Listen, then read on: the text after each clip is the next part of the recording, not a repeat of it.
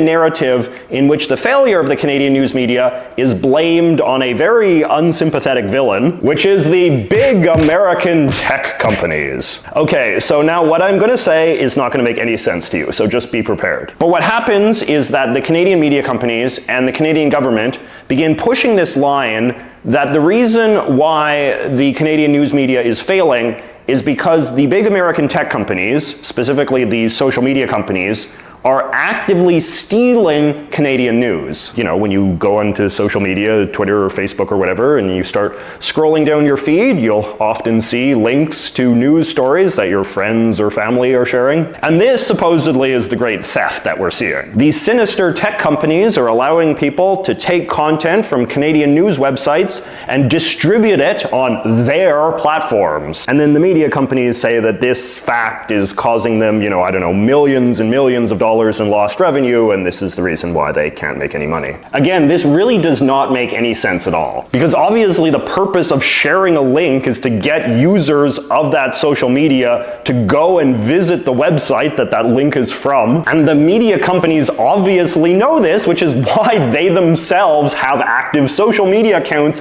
that do nothing but post links to their own content on Facebook and Twitter and all the rest of it all day long. But anyway, despite the lack of logic, this is the argument that is now enshrined in Canadian law via Bill C-18. The main thing that Bill C-18 does is it mandates the big tech companies negotiate some sort of fair compensation with the Canadian media companies, based on the premise that the Canadian media companies are deserving some sort of compensation. It is sort of conceptually similar to, an employer negotiating with a union to come up with fair compensation for the workers. And again, similar to sort of how labor relations work, Bill C-18 gives the Canadian government the power to impose some sort of deal if the two parties cannot negotiate one themselves. The legislation literally uses a lot of labor-style terminology, bargaining, arbitration, and so on. Now, the tech companies, as you might imagine, do not accept the core premises of this bill, which is, again, the idea that they owe the Canadian media companies some sort of fair compensation for the fact that links to media company content is freely provided on their platforms. The Minister of Canadian Heritage, who has sort of been the point man on this particular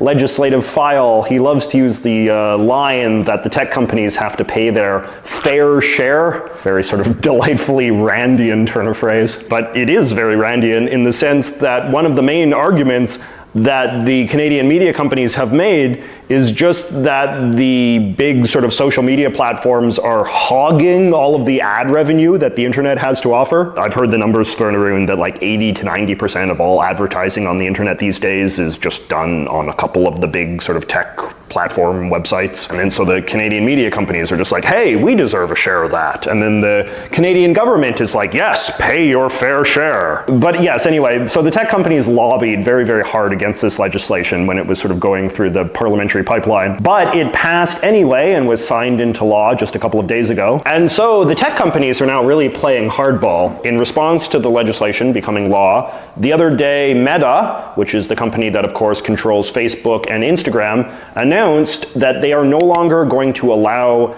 the sharing of links to Canadian news publications on their platforms. And then, in addition to that, Google also announced that they are also not going to allow the sharing of links to Canadian news websites on their search engine. So the companies are basically calling the government's bluff on this. If you are going to say that sharing links is a form of theft, well then fine, we'll just make it so no one can share. The government was obviously operating on the basis that when push came to shove, the tech companies would play ball with this arbitration system that they created. But I guess that Canada is a small enough market and the sharing of links to Canadian news websites is a small enough proportion of what Canadians do online that the tech companies are willing to sort of sacrifice it. I guess they've crunched the numbers and calculated that making the user experience slightly worse for their Canadian users is worth it if it means that they can avoid, what they imagine to be this kind of extortive racket that the Canadian government is trying to impose on them for basically doing, in their mind, nothing wrong. But the way in which that user experience will be worse for Canadian users is very consequential in a sort of broader cultural democratic sense. You know, the quality of Canadian news that is provided by these big Canadian news companies, you know, it's not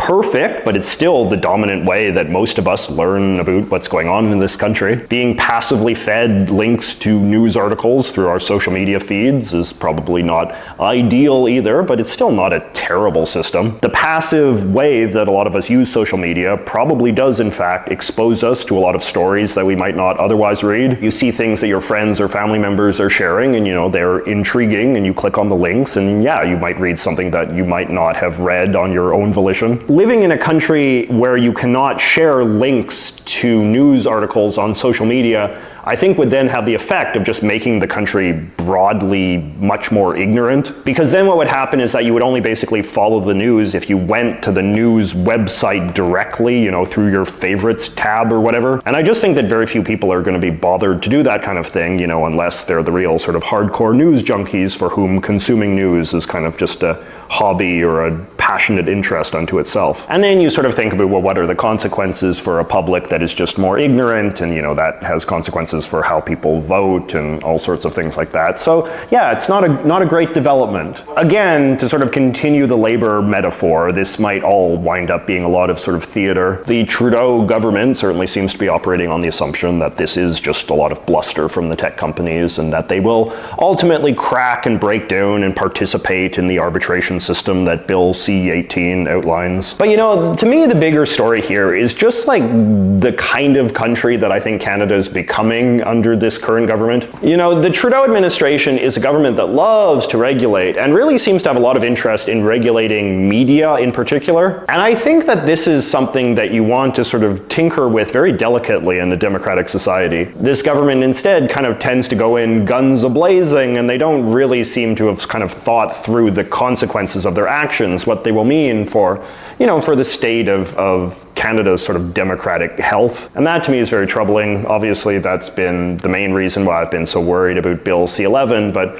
this bill, you know, already is sort of causing consequences that, you know, could certainly be as significant as anything Bill C-11 does, or, as I said, possibly even worse. There's also the question of just kind of like, you know, is Canada a country that you want to do business in anymore? Like, there's always this dream that Canada is going to be some sort of great tech hub or great innovation hub. You know, right now the Canadian government has this whole initiative where we're going to like poach the best and brightest from America, and they're going to move to Canada and do their magic here. But it's like, why would you want to do that? Like, when the government is so hostile to success and innovation and all the rest of it, it's like, what exactly is Canada's great pitch? You know, I guess it's that our government will have your back if your business is failing, even if that means sacrificing a lot of democratic virtues along the way. But it's like I said, you know, I've worked in Canadian journalism for many years. I'm very sensitive to the difficulties that this industry is facing right now. But that's true in a lot of places, and I don't think anywhere else is really resorting to schemes quite as extortive as what the Canadian government is attempting to do to solve the problem. And again, like Bill C-11, I think it's important that Canada, you know, as a supposed good player in sort of the democratic world,